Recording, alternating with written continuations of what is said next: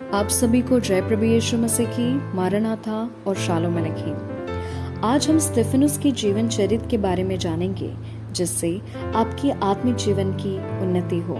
तो चलिए, स्तिफनुस के बारे में हमें पवित्र शास्त्र में प्रेरितों के काम की पुस्तक के 6वें और 7वें अध्याय में वर्णन मिलता है। स्तिफनुस का जन्म माना जाता है 5वीं ईस्वी में हुआ और स्तिफनुस एक ग्रीक या यूनानी नाम है जिसका अर्थ होता है सहरा या मुकुट। स्तिफनुस यूनानी भाषा बोलने वाला व्यक्ति था।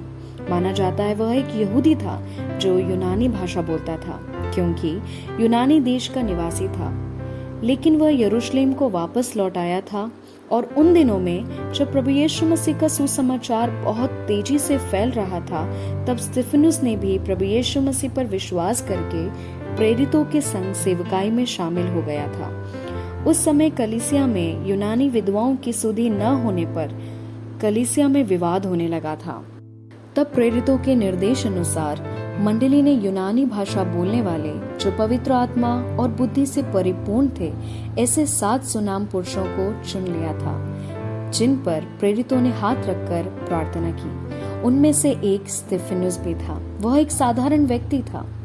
स्तिफनुस खिलाने पिलाने की सेवकाई करता था, पर साथ में वह नगर में घरों घर जाकर प्रभु यीशु मसीह का सुसमाचार भी सुनाता था और उसके द्वारा बहुत से बड़े बड़े अद्भुत काम और चिन्ह भी दिखाता था। और उस समय आराधनालयों के लोगों ने स्तिफनुस से विवाद करना प्रारंभ किया, लेकिन वह पवित्र आत्मा से परिपूर्ण होकर ज्ञान की बातें बोलता था, जिसके कारण वे निरुत्तर हो जाते थे और उसका चेहरा स्वर्गदूत सा दिखाई देता था।